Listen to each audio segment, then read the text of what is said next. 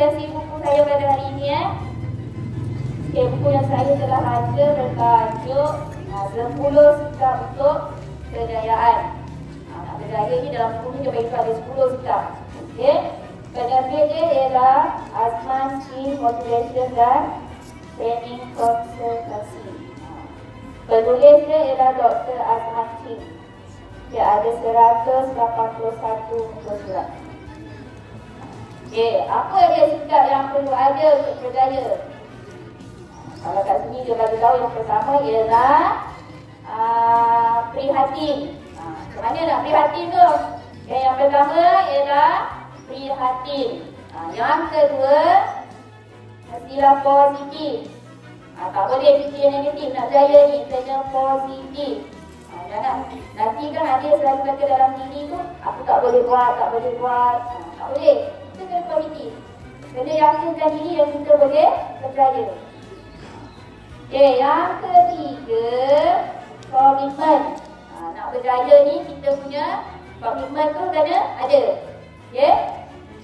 Tak boleh setengah jalan je usaha awak. Kena sepenuhnya.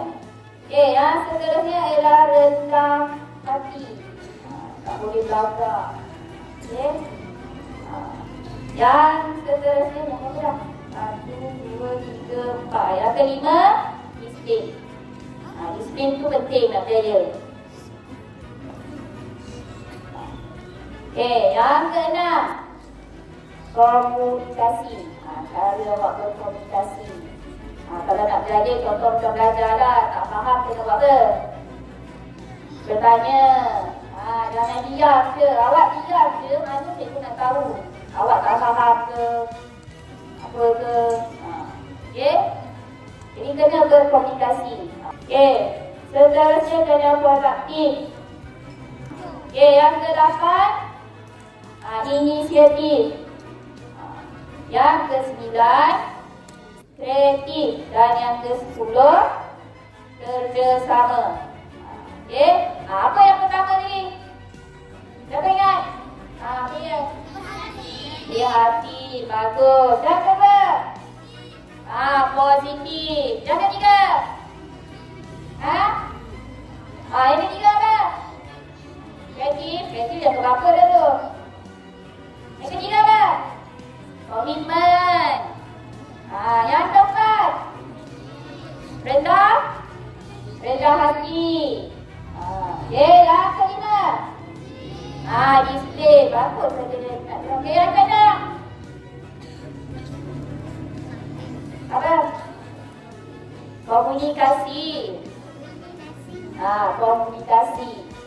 Okay, yang kedua? Disiplin dah lah. Apa dia? Produktif. Yang ke-8? Inisiatif. Bagus. Yang ke-9? Kreatif. Dan yang ke-10?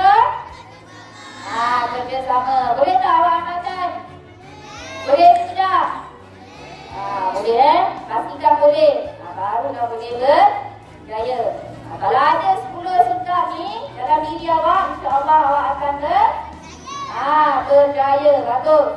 Okey? Itu saja. Terima kasih. Assalamualaikum.